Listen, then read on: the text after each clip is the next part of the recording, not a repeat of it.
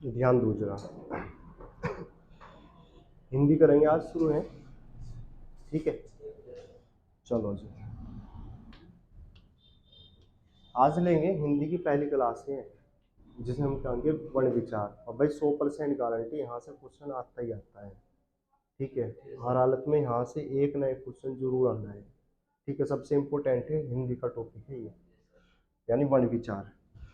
सबसे पहली बात कर लेते हैं वर्ण। वर्ण किसे कहा जाता है, ठीक है। वर्ण किसे कहा जाता है, भाई हम वर्ण विचार पढ़ रहे हैं, है ना। तो वर्ण किसे कहते हैं, तो एक क्वेश्चन यहीं से डायरेक्ट पूछेगा कि वर्ण किसे कहा जाता है। वर्ण वह मूल ध्वनि है। मूल ध्वनि यानी हम कह सकते हैं मूल ध्वनि भाषा की सबसे छोटी इकाई जो हम कहते हैं ना, जहाँ से भाषा बन के चलती है, ठीक है, उसे हम क्या कह देते हैं, मूल ध्वनि कह देते हैं। या भाषा की सबसे छोटी इकाई को हम क्या कह देते हैं, वर्ण। समझ में आ गया। या वर्ण हम कह सकते हैं जिसके खंड या टुकड़े नहीं कर सकते, जिसके खंड या टुकड़े नहीं कर सकते। एक पॉइंट तो ये रहेगा कि भाषा की सबसे छोटी इकाई को हम क्या कहते हैं, वर्ण कहते हैं। भाषा की सबसे छोटी इकाई को वर्ण। या दूसरे शब्दों में हम क्या कह सकते हैं, दूसरे में हम कहेंगे कि वर्ण वह मूल ध्वनि है जिसके खंड या टुकड़े नहीं किए जा सकते, ठीक है। जैसे मैंने लिख दिया, यहाँ पे लिख दिया क, ठीक है। जब अगर मैं इसे तोड़ भी दूं, मैं तोड़ भी दूं इसे, ये टूट जाता है आधा क। जब हलंत लगता है ना किसी चीज पे तो आधा हो जाता है। और इसमें साउंड जो लास्ट में दिखाई दे रही है ना, वो किसकी साउंड दिखाई दे रही है, तो क्या आ रहा है लास्ट में, यानी हम कह सकते हैं, यानी जो हम ये जो क है, जब इसे पढ़ेंगे ना क, क्या पढ़ेंगे क, तो ध्यान रखना कि वर्ण वह मूल ध्वनि है जिसके खंड या टुकड़े नहीं कर सकते। या हम कह सकते भाषा की सबसे छोटी इकाई को क्या कहेंगे, वर्ण कहेंगे। इतनी बात समझ में आ गई, ठीक है। हिंदी में कुल वर्णों की संख्या, तो ध्यान रखना हिंदी में कुल वर्णों की जो संख्या होती है ना, वो कितनी होती है, 52। कई बार पूछा भी गया हिंदी में कुल वर्णों की संख्या कितनी होती है, तो हम क्या बताएंगे, 52। तो पहला पॉइंट, अगर पूछ ले वर्ण किसे कहा जाता है, वर्ण वह मूल ध्वनि है जिसके खंड या टुकड़े नहीं किए जा सकते। या भाषा की सबसे छोटी इकाई को हम क्या कहते हैं, वर्ण। अगर दूसरा क्वेश्चन क्या पूछेगा, हिंदी में कुल वर्णों की संख्या कितनी होती है, तो कितनी होगी, 52। कितनी होगी, 52। इतना क्लियर हो गया होगा, है ना। अब ये 52 वर्ण है जो हिंदी में, इनका वर्गीकरण हम कितनी तरह से कर सकते हैं, ठीक है। इनका वर्गीकरण अगर देखें तो हिंदी में जो स्वर होंगे, स्वर कितने होंगे, 11, ठीक है। और स्पर्श व्यंजन, स्पर्श व्यंजन उन्हें कहते हैं हम, जब हम बोलते हैं ना तो हमारी जीभ है, मुख के अंदर कुछ ना कुछ क्रिया प्रतिक्रिया करती है, ऐसे व्यंजनों को हम क्या कहेंगे, स्पर्श व्यंजन, व्यंजन कह देते हैं ना। अंतस्थ व्यंजन, अंतस्थ व्यंजनों की संख्या कितनी होगी, 4 होगी। कितनी होगी, 4। अंतस्थ व्यंजन वे होते हैं जब हम बोलते हैं ना, कुछ समय के लिए सांस रुक जाती है। देखो जैसे मैं क्या कहूँ, य, र, ल, व, बोल के देखो, य, जैसे देखो, जैसे हम य बोलते हैं, य, तो थोड़ी देर के लिए सांस ऊपर की ऊपर और नीचे की नीचे रुक नहीं जाती। यानी अंतस्थ का मतलब अंत होना, अंत का मतलब किसका अंत होना, सांस का अंत होना। कुछ समय के लिए सांस रुक जाती है। तो संख्या कितनी बताएंगे, अंतस्थ व्यंजनों की संख्या 4। अगर कहता है स्पर्श व्यंजनों की संख्या, स्पर्श व्यंजनों की संख्या कितनी बताएंगे, तो हम कहेंगे 25। कितनी है, 25, ठीक है। इतना समझ में आ गया। अगर पूछ ले उष्मक व्यंजन, उष्मक व्यंजन कितने होते हैं, तो उष्मक व्यंजन भी कितने होंगे, 4। अब ये पूछोगे तुम कि उष्मक व्यंजन क्या होते हैं, उष्मक व्यंजन उन्हें कहा जाता है जब हम बोलते हैं ना भाई, जब हम बोलेंगे तो मुख से क्या आएगी, गर्म वायु बाहर निकल के आएगी। जैसे इसमें ध्यान रखना, क्या करेंगे हम, ध्यान रखेंगे इसमें तीनों तो आ जाते हैं स, तीनों क्या आ जाते हैं स, और एक आता है ह, एक क्या आ जाता है ह। जब हम इन्हें बोलते हैं ना तो मुख से क्या आती है, गर्म वायु बाहर आती है। इतना ध्यान रहेगा। अब यहाँ पे ध्यान रखना, अंतस्थ व्यंजन की अगर मैं बात करूं, अंतस्थ व्यंजन कितने होंगे, 4। उष्मक व्यंजन कितने होंगे, 4। अगर संयुक्त व्यंजन की बात करूं, 4, ठीक है। अयोग वाहक स्वर, अयोग वाहक व्यंजन, अयोग वाहक कितने होंगे, तो हम कहेंगे 2। कितने होंगे, 2। और इसके बाद दिगु व्यंजन, दिगु व्यंजन भी कितने होंगे, 2। जो आगे धीरे धीरे चलते चलेंगे ना, इनके एक एक शब्द के बारे में डिटेल पूर्वक पढ़ना, ठीक है। एक तो ये चीज ध्यान रखनी, 100% गारंटी यहाँ से क्वेश्चन आना तो आना है, 1 नंबर की बात है, अच्छे से कवर करके चलियो, ठीक है। अगर मैं कहूँ, अब देखो, अगर पूछ ले इसमें कि बताओ जी स्वर कितने होते हैं, तो स्वर कितने होंगे, 11 होंगे। अगर कहता है स्पर्श व्यंजन कितने, 25। अंतस्थ व्यंजन कितने, 4। उष्मक व्यंजन कितने, 4। संयुक्त व्यंजन भी कितने, 4। और अयोग वाहक भी कितने होंगे, तो 2। अयोग वाहक कितने, 2। और दिगु व्यंजन 2। बताओ जरा। अच्छा, अगर मैं पूछ लूँ स्पर्श व्यंजन कितने होंगे, और अयोग वाहक का, अयोग वाहक होंगे 2। अयोग वाहक कोण कितने होंगे, 2। अयोग वाहक कौन कौन से होते हैं, ध्यान रखना। एक तो अंगा होता है और एक होता है अह। एक अंगा होगा और एक क्या होगा, अह। ये होते हैं 2 अयोग वाहक स्वर या अयोग वाहक व्यंजन। वैसे इन्हें स्वर में भी काउंट कर लेते हैं कभी कभी, व्यंजन में। अयोग वाहक क्यों कहा जाता है, ना तो ये पूर्ण रूप से क्या होते हैं, स्वर, और ना ही ये होते हैं व्यंजन। यानी बेचारे ये लुढ़कते फिरते हैं, कभी तो स्वर में घुस जाते हैं जाके, कभी व्यंजन में, इनका वो काम रहता है। समझ में आ गया। दिगु व्यंजन कहता है, दिगु व्यंजन कितने होंगे, तो 2। अब दिगु, दिगु का मतलब एक होता है हमारा ड, एक क्या होता है ड, और एक होता है ढ, ठीक है। और जब इन्हें बोलेंगे ना हम, तो क्या होता है, जीभ झटके लेती है, ढ और ढ, ले रही नहीं ले रही।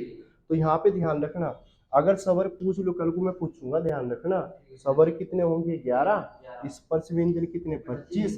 अंतस व्यंजन 4। अंतस व्यंजन किसे कहेंगे, जिनके उच्चारण यानी बोलने में सांस क्या हो जाए, रुक जाए, उसे क्या कहते हैं, अंतस व्यंजन।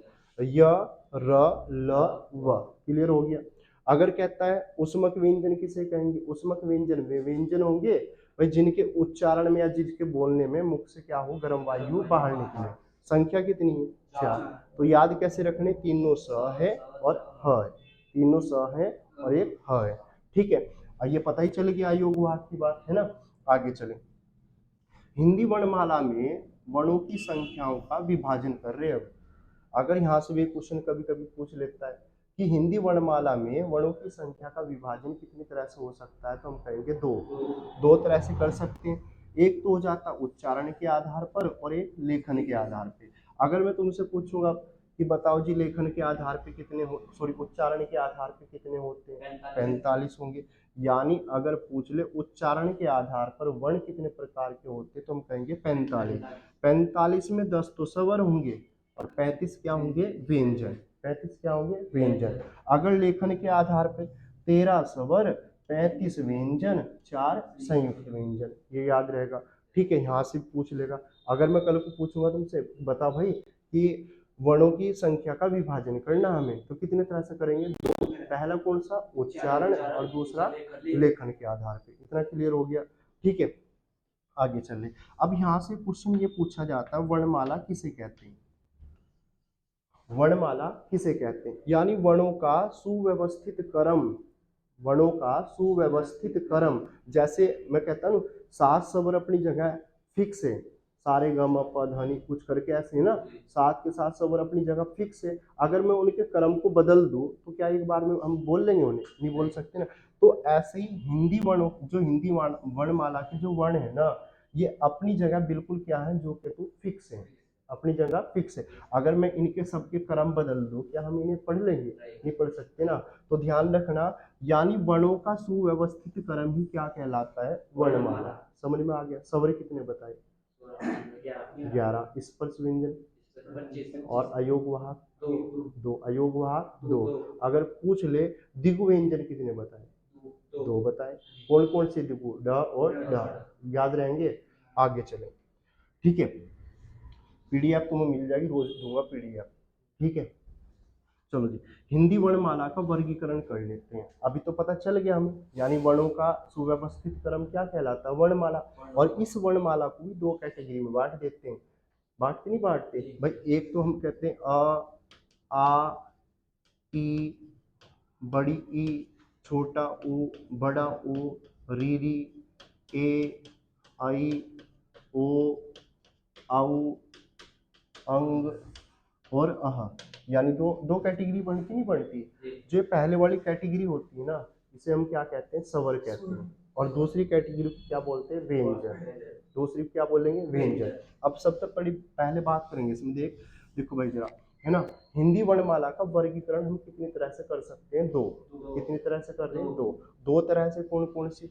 एक तो पहले भाग को हम क्या बोलेंगे, स्वर, पहले भाग को स्वर, और दूसरे भाग को व्यंजन। अभी भी बताया, यानी अ से लेके अह तक ये सारे क्या होंगे, स्वर। लेकिन दो क्या है, दो ऐसे हैं, ना तो ये स्वर हैं और ना ही व्यंजन। ये कैसे हैं, अयोग्य।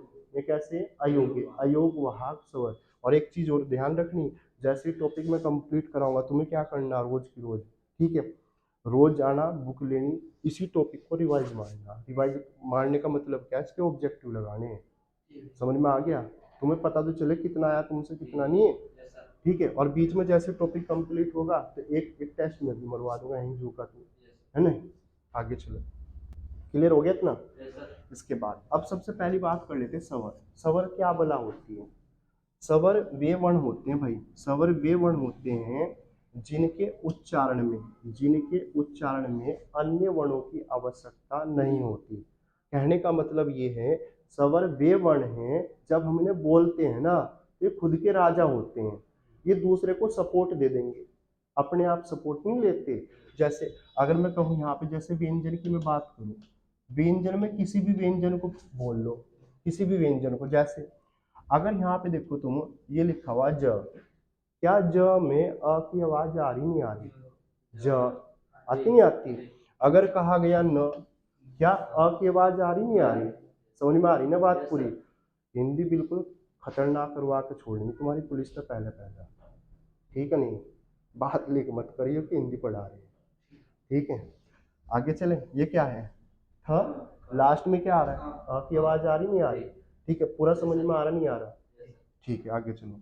देखो, अब यहाँ पे हमने देख लिया कि वर्णमाला को दो कैटेगरी में बांट दिया। पहली कैटेगरी को क्या कहेंगे, स्वर, और दूसरी कैटेगरी को, अभी दिमाग में तो चल गया, चलो एक कैटेगरी को स्वर कहेंगे, दूसरी को व्यंजन। अभी भी तुम्हारे दिमाग में चल रहा होगा कि स्वर हो क्या, है ना। तो स्वर वे वर्ण हैं जिनके उच्चारण में अन्य वर्णों की आवश्यकता नहीं होती। ये किसी का सहयोग नहीं लेते, ये स्वतंत्र होते हैं, ये दूसरे की हेल्प कर देंगे, अपने आप हेल्प नहीं लेंगे। समझ में आ गया? उन्हें क्या कहेंगे हम, स्वर। और हिंदी में कुल स्वर की संख्या अगर पेपर में आता तो 11 ही लगानी है। क्यों? अगर वो दो ये वाले, अगर ये जुड़ जा तो कितने हो जाएंगे, 13। अगर हट जा तो कितने, 11। अभी क्या बता, ना तो बेचारे ये क्या है, स्वर, न ही व्यंजन, ये लुढ़कते फिरते जिधर को धकेल दिया उधर ही चले गए। समझ में आ गया? आगे चले, अब यहाँ पे हम स्वर का पता चल गया ना, स्वर किसे कहें, स्वर उन्हें कहेंगे भाई जो जो जिनके उच्चारण में किसी की जरूरत ना पड़े, उन्हें क्या कहते हैं हम, स्वर। और व्यंजन क्या कहेंगे, व्यंजन उन्हें कहेंगे जिन्हें बोलने के लिए स्वर की जरूरत पड़ेगी, बिना स्वर के हम उन्हें बोल ही नहीं सकते। समझ में आ गया भाई? अभी हमने पढ़ा, इसमें जैसे अगर मैं कहूँ क को बोल दो, क को बोल दो, क्या बिना अ के बोल सकते हो, नहीं। अ क्या, यानी इसमें क्या है, स्वर सब में क्या है, साइलेंट है। अ तो सब में साइलेंट है, नहीं है? ठीक है, बोल ही नहीं सकते हम व्यंजन को बिना स्वर के, ठीक है।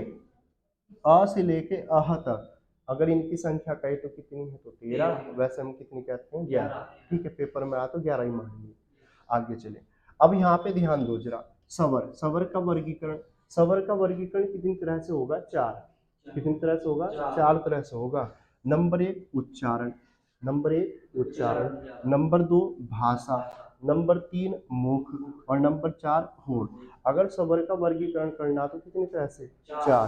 पहला उच्चारण, पहला उच्चारण, दूसरा भाषा, तीसरा मुख, और चौथा होठ। कितने प्रकार बताए, पहला पहला पहला भाषा, पहला पहला उच्चारण, दूसरा भाषा, तीसरा तीसरा तीसरा हो गया होठ, तीसरा कौन सा, सॉरी, तीसरे मुख हो गया, तीसरे पे कौन आ गया, मुख, और चौथे पे क्या आ गया, होठ। तो कितने प्रकार बता रहे, 4। पहला कौन सा, उच्चारण, फिर भाषा, फिर मुख, और फिर होठ। कितने प्रकार से हो रहे, 4।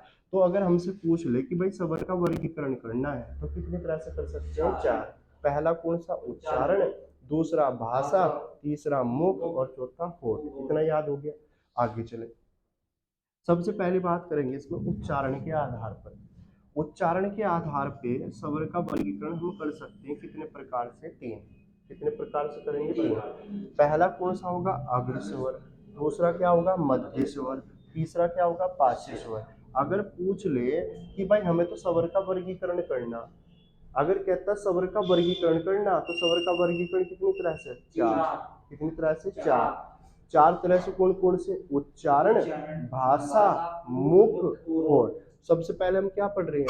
उच्चारण के आधार पर। उच्चारण यानी बोलने के आधार पे। बोलने के आधार पे कितने प्रकार होंगे? तीन। अग्र स्वर, मध्य स्वर और पार्श्व स्वर। अग्र, मध्य और पार्श्व। इतना क्लियर हो गया। अब यहाँ पे ध्यान रखना जरा, अग्र स्वर किसे कहते हैं? अग्र स्वर उन्हें कहा जाता है जिनके उच्चारण में जीभ है ना, जो हमारी जीभ, जीभ का अगला भाग ऊपर उठ जाता हो, उसे हम क्या कहते हैं? अग्र स्वर।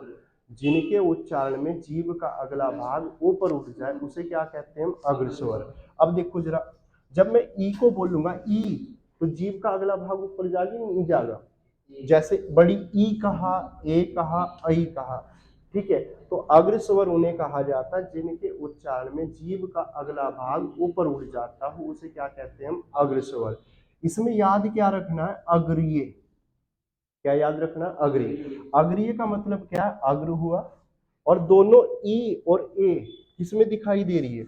अग्र स्वर में। किसमें दिखाई दे रही है? अग्र स्वर। समझ में आ गया? तो हमने यहाँ पढ़ा था भी कि अगर भाई स्वर का वर्गीकरण करना है तो कितनी तरह से? चार। पहला कौन सा? पहला उच्चारण, फिर भाषा, फिर मुख द्वार, और फिर होठ के आधार पे। इतना हो गया। अगर अग्र स्वर कहें तो अग्र स्वर उन्हें कहेंगे जिनके उच्चारण में जीभ का अगला भाग ऊपर उठ जाता हो, उसे क्या कहते हैं? अग्र स्वर। मध्य स्वर, मध्य स्वर उन्हें कहा जाता है जिनके उच्चारण में जीभ समान अवस्था में लेटी रहे। समझ में आ गया? जिनके उच्चारण में जीभ समान अवस्था में लेटी रहे उसे क्या कहते हैं? मध्य स्वर।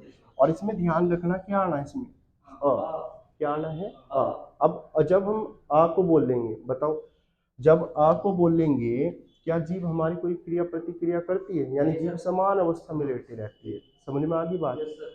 इसके बाद पार्श्व स्वर की बात कर लेते हैं। पार्श्व स्वर किसे कहते हैं?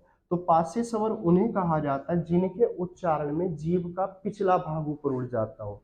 जिनके उच्चारण में जीभ का पिछला भाग ऊपर उठता हो उसे हम क्या कहते हैं? पार्श्व। अब हमें यहाँ पे दो चीज याद रखनी, देखो, अग्रीय याद रखना है ना, अग्रीय में दोनों ई और दोनों ए है ना, दोनों ई और दोनों ए, याद क्या रखेंगे? अग्रीय।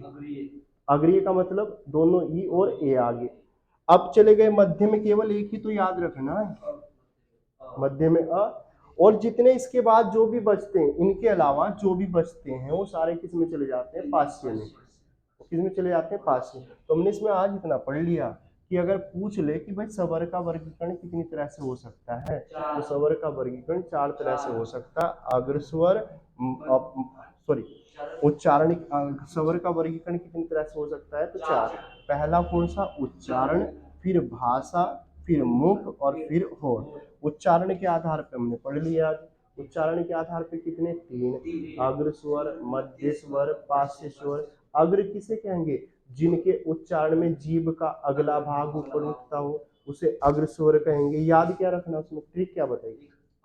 अग्रीय। अग्रीय का मतलब दोनों ई और दोनों ए। क्लियर हो गया?